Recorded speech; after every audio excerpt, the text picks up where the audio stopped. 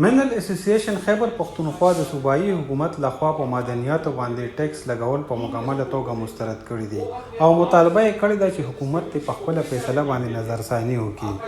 په پېښور پریس کلب کې د منل اسوسییشن لخوا په یو پریس کانفرنس کې د اسوسییشن صدر ډاکټر افسر خان، جنرال سیکرټري او نورو ګڼ شمېر عہدیدارانو وینا وه چې حکومت یو قانون پاس کړی دی او په معدنیاتو باندې اضافي ټیکسونه اچولي دي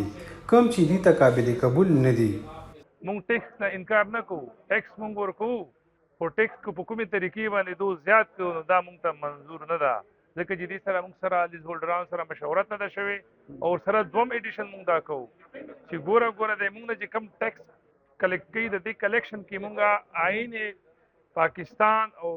منرل ایکټ یو تحفظ راکړی 20% به په مونږ په مزدورانو باندې خرڅ کېږي نو عادي په مونږ ادارې په مونږ مزدورانو په لیز هولډرانو په روډونو په کنسټرکشن سکیل لیبر باندې خرڅ شي. د منرل اسوسییشن عہدیدارانو وینا وه چې حکومت یو کمیټي جوړه کړي او په دغه کمیټۍ کې د حکومتي او د منرل اسوسییشن کسان شامل کړي او هغې د یو سیکشن په تحت باندې په ټیکسونو باندې غور وکړي چې دوی ته پته ولګي چې زموږ ټیکسونه پیسې چیرته ځي. موږ وایو چې ټیکس دې ولګوي،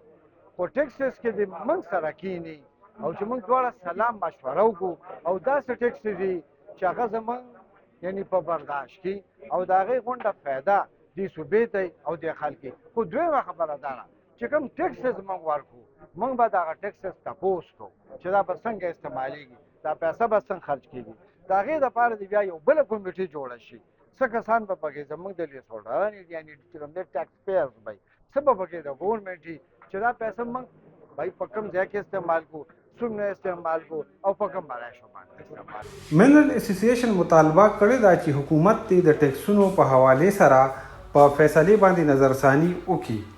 او ټول سټیک هولډرز دې په اعتماد کې واخلي او که چېرې داسې ونه کړي شو نو دوی به په سړکونو باندې په احتجاج کولو مجبوره وي.